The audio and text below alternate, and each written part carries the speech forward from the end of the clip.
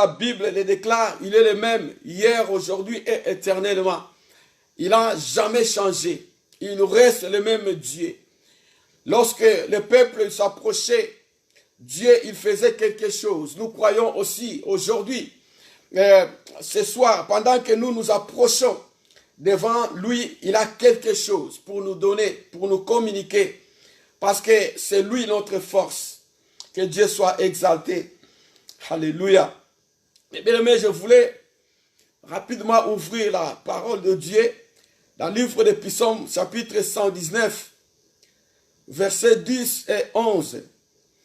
Je voulais qu'on puisse méditer dans le livre des Psaumes, chapitre 119, versets 10 et 11. Psaume de David, chapitre 119, versets 10 et 11. Je lis les Écritures. La Bible dit ceci. Je te cherche de tout mon cœur. Ne me laisse pas égarer loin de tes commandements. Je serre ta parole dans mon cœur afin de ne pas pécher contre toi. Alléluia. Nous allons lire aussi dans le livre de Jacques, chapitre 1, versets 22 et 25. Jacques, chapitre 1, versets 22 et 25. Livre de Jacques, chapitre 1, versets 22 et 25. La Bible dit ceci. Mettez en pratique la parole et ne vous bornez pas à l'écoute en vous trompant vous-même par de faux raisonnements. Alléluia. Ça, c'est la parole de Dieu. Mais bien aimé, les deux versets que Dieu a mis dans mon cœur pour que je puisse partager avec vous ce soir. Nous allons commencer d'abord dans le livre des Psaumes, chapitre 119. Psaume du roi David. Qu'est-ce que la Bible dit? La Bible dit quelque chose de très important. Vous savez, David, il était un homme. Il fut un homme qui savait vraiment marcher dans les orientations de Dieu. Quelqu'un qui a marché selon l'orientation divine. Mais bien aimé, David, c'est l'un des modèles. L'un des modèles. À conformité de la marche avec Dieu. Parce que lui-même, Dieu lui avait déclaré que l'homme selon mon cœur, l'homme selon le cœur de Dieu. Nous savons être humain toujours est faillible. Être humain a ses fautes, a ses côtés négatifs, tel comme David aussi, il avait, pour qu'il était un homme. Mais lorsque Dieu il vient déclarer, il arrive à déclarer que l'homme selon mon cœur, cela veut dire qu'il y avait beaucoup de choses qui étaient positives en lui. Mais bien, mais pendant que nous vivons, cherchons que les bonnes choses surabondent dans notre vie. Les bonnes choses soient encore multipliées. Et quand on fait l'équivalence, les balances entre les mauvaises choses, les mauvais comportements dans nos vies, que Dieu qu'il puisse trouver les bonnes choses. Que les bonnes choses puissent gagner dans notre vie. C'est ça qui était David. Plusieurs gens, on peut les criminer aujourd'hui. Ah, il a péché, ah, il a fait cela. Mais bien aimé dans le Seigneur, lorsque nous marchons dans ce monde, malgré les faiblesses, si nous avons plusieurs choses de meilleures par rapport à notre Dieu, c'est ça qu'on appelle une bonne relation avec Dieu. Et David, il avait cela. Ici, David, il déclare, « Je te cherche de tout mon cœur. » Alléluia. Eh bien, mais, aujourd'hui, ce soir, c'est le soir de la prière. Comme l'habitude, chaque jeudi, on est là pour prier. Mais écoutons ce que David dit. dans verset 10, il dit à Dieu, je te cherche de tout mon cœur. Pourquoi il cherche Dieu de tout son cœur? Mais bien aimé, parce que si tu ne cherches pas Dieu de tout ton cœur, tu seras abandonné par Dieu. Et celui qui ne cherche pas Dieu de tout son cœur, il n'est pas solide dans sa vie. Il ne sera jamais équilibré. Il sera déséquilibré.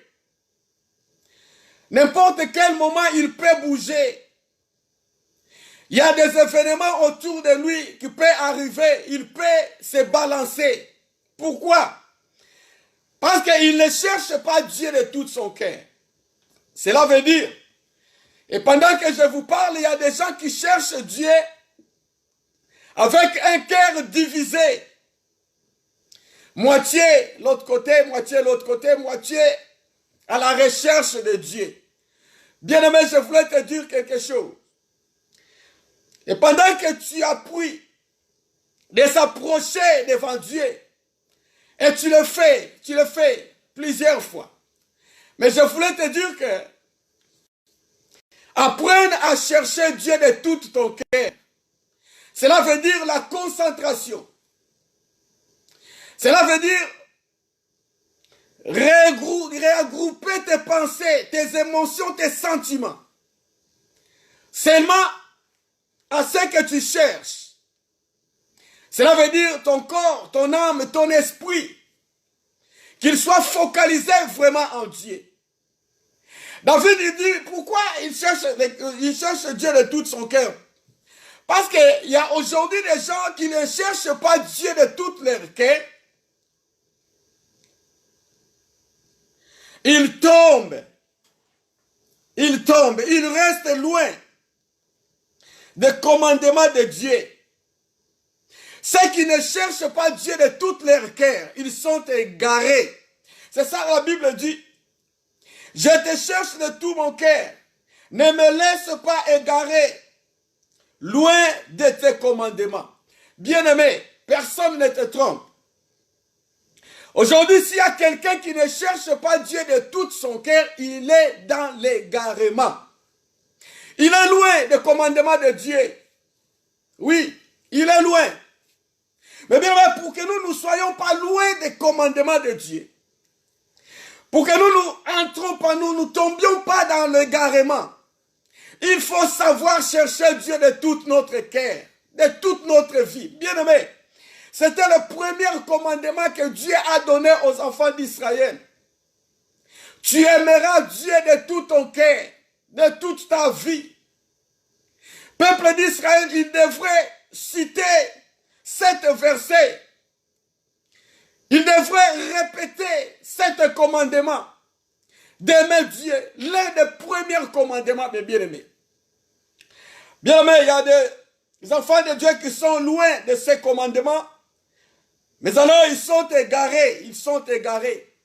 Quelqu'un qui est égaré, mes bien-aimés, la parole de Dieu n'est pas scellée dans son cœur.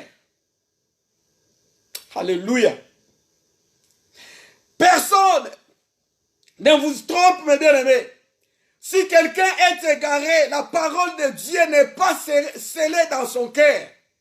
Et David, il dit dans verset 11, « Je serre ta parole dans mon cœur, afin que je ne pêche pas contre toi. » Bien-aimés, pour que nous puissions marcher dans la sanctification, pour que nous puissions marcher dans la sainteté, pour que nous ne puissions pas tomber tout le temps dans le péché, il faut que la parole de Dieu soit serrée dans nos cœurs. Alléluia. C'est le secret de David, mes bien-aimés. Quel est ton secret? J'irai plus loin de dire que c'est le secret même des enfants de Dieu. La parole soit serrée dans nos cœurs. La parole soit vraiment attachée dans ton cœur. Afin qu'on ne puisse pas marcher dans le péché. Bien aimé, c'est ça le problème. Le problème d'aujourd'hui.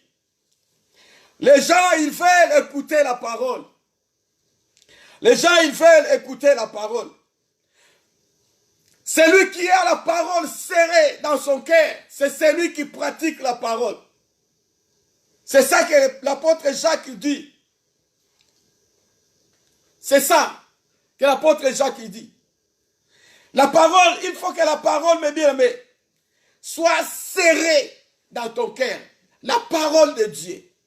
Pour que tu ne tombes pas dans l'égarement. Pour que tu ne tombes pas dans l'égarement. Vous savez, nous allons lire d'abord le livre de Jacques. Là où nous avions lu, livre de Jacques, chapitre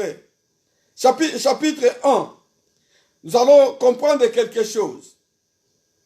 Lorsqu'on parle de la parole de Dieu, Jacques, il dit ça. Il dit ceci. Il dit ceci. Mettez en pratique la parole et ne vous bornez pas à l'écoute en vous trompant vous-même par de faux raisonnements. Alléluia. Bien-aimés, si la parole de Dieu n'est pas serrée dans nos cœurs, si nous ne mettons pas la parole de Dieu en pratique, qu'est-ce qui arrive dans nos vies? Mais bien-aimés, nous allons avoir des mauvais raisonnements. Mauvais raisonnements. Oui, des mauvais raisonnements. Il y a des enfants de Dieu qui raisonnent mal. Qui raisonnent mal. Pourquoi? Parce qu'ils sont tombés dans l'égarement. Ils marchent contre courant de la vérité de la parole de Dieu. Ils marchent contre courant de la vérité. Et mes bien-aimés dans le Seigneur, c'est le fruit de plusieurs choses que nous voyons aujourd'hui dans le monde de l'évangile. C'est le fruit des désordres même dans les églises aujourd'hui. Parce que les gens, ils ne mettent pas en pratique la parole. Ils marchent dans les mauvais raisonnements. Or, les mauvais raisonnements, mes bien-aimés, ils produisent des forteresses. Les forteresses, ce sont des barrières qui empêchent que l'homme, que la parole de Dieu puisse prendre place dans la vie de quelqu'un. Lorsqu'il est égaré, cela veut dire qu'il a construit des forteresses en lui. Mais bien aimé, lorsque nous sommes tombés dans cette position, mes bien-aimés dans le Seigneur, c'est difficile d'accepter la vraie raisonnement, la pensée de Dieu pour notre vie. Bien-aimés, et en marchant comme ça, nous sommes égarés. Nous sommes égarés. Mais la Bible déclare dans le livre de 1 Corinthiens chapitre 10 verset 4. Nous avons le pouvoir et l'autorité de renverser les raisonnements. De renverser les raisonnements. Si tu acceptes Jésus-Christ, tu auras la puissance et l'autorité de renverser des forteresses, des mauvais raisonnements. Mais bien, vous savez, lorsque quelqu'un il est tombé dans les forteresses, lorsque les forteresses se sont construites dans la vie de quelqu'un, il est devenu incrédule. Incrédule. Il n'accepte plus la parole de Dieu. Il écoute. Il va à l'église. Mais il n'accepte pas. Il y a des barrières, il y a des forteresses qui se sont construites dans sa vie. Et la raison pour laquelle, mes bien-aimés, aujourd'hui, nous voyons des mauvaises interprétations de la parole de Dieu. Il y a des hommes de Dieu qui se tiennent debout devant le peuple de Dieu. Mais ils ne connaissent même pas l'interprétation de la parole. Ils interprètent mal la parole de Dieu. Pourquoi? Parce que la parole n'est pas serrée dans leur cœur. Pourquoi? Parce que ils ne cherchent pas Dieu de tout leur cœur, mes bien-aimés dans le Seigneur. L'interprétation de la parole. Parce que les gens, ils sont dans l'ignorance. L'ignorance. Bien-aimé, le grand secret d'un enfant de Dieu, c'est la parole de Dieu, être serré dans notre cœur. Et chercher Dieu dans tout notre cœur, dans toute notre âme, notre esprit, mais bien aimé dans le Seigneur. Et c'est ça qui était le secret de David. À faute de cela, mes bien-aimés, nous avons des hérésies aujourd'hui. Même des sectes. Il y a des sectes partout aujourd'hui. Alors nous surnommons des églises évangéliques, mais ce sont des sectes, mes bien-aimés. Quand tu vois ce qui se prêche dedans, ce n'est pas les vraies paroles de Dieu, mes bien-aimés dans le Seigneur. Il y a des sectes aujourd'hui. Et les gens, ils sont égarés. Ils marchent dans l'égarement. Ils sont en train de suivre des faux prophètes. Et les gens, ils dépendent aujourd'hui des prophéties. Mais bien, les prophéties, ce n'est pas mauvais. Mais il faut analyser, retenir ce qui est bien, ce qui est bon. Mais bien, dans le Seigneur, si tu n'as pas la parole de Dieu, tu ne sauras jamais retenir ce qui est bon. Tu marcheras dans l'égarement, mes bien-aimés. C'est pour cela que la parole doit être serrée dans notre cœur. Pour que tu marches dans la droiture de la parole de Dieu. La Bible dira que mon peuple périt pour manque de la connaissance. Oui. S'il n'y a pas la connaissance, c'est l'ignorance. Mais bien aimé, les siècles que nous sommes aujourd'hui, nous sommes obligés à chercher la connaissance. C'est très important, mes bien-aimés. C'est très important de chercher la connaissance. Chercher à connaître Dieu, à connaître la parole de Dieu. D'épuiser encore la parole de Dieu. Pour que nous puissions marcher selon la volonté de Dieu.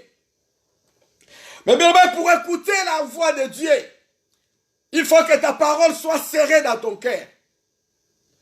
Pour faire des prières efficaces aujourd'hui, il faut que la parole soit serrée dans ton cœur. C'est ça qui est la vérité. Mais bien, une prière qui n'est pas basée dans la parole de Dieu, ce n'est pas une prière. Alléluia. Ce n'est pas une prière. Mais bien, nous avons des modèles de prière dans la Bible. Les hommes, ils ont prié. Et même Jésus, il nous a enseigné la modèle de la prière. Comment nous devons prier. Mais bien aimé, même notre prière doit s'asseoir dans la parole de Dieu. C'est pour cela aujourd'hui nous voyons, nous prions beaucoup. Il y a beaucoup de prières autour de nous, dans la société, dans le milieu évangélique. Il y a beaucoup de prières, des jeunes prières, des quarantaines de prières. Mais rien ne change. Rien ne change. Rien ne change. Mais bien, si la parole de Dieu n'est pas serrée dans ton cœur, tu peux prier, tu peux jeûner. Ça ne sera rien, mes bien-aimés dans le Seigneur. Cherchons que la parole de Dieu, qu'il soit serré dans notre cœur. Parce que la parole, c'est la réussite. Alléluia. La parole, c'est la réussite, mes bien-aimés dans le Seigneur. Je disais que la parole, c'est la réussite. Aucun chrétien, mes bien-aimés, peut réussir si il n'est pas fondé dans la parole de Dieu. Jamais, mes bien-aimés dans le Seigneur. Jamais. Où tu es ailleurs, où tu n'es pas avec Dieu, mes bien-aimés. Mais si tu es avec Dieu, on doit voir la manifestation de la parole. Mais bien, lorsque la parole est assise dans ton cœur, est assis, il est serré dans ton cœur. La Bible déclare, c'est dans l'abondance du cœur que la bouche parle. Ça doit se manifester, mes bien-aimés. Regardons un peu la vie de Jésus. Lorsqu'il parlait des paraboles, lorsqu'il parlait, il parlait que du royaume du ciel, mes bien-aimés dans le Seigneur. C'est ça la source de sa vie. Même lorsqu'il a enseigné la prière à ses disciples, c'était basé et fondé dans la prière. Et la prière, c'était la vie de Jésus-Christ. La vie, sa vie. Il priait tout le temps. Il savait.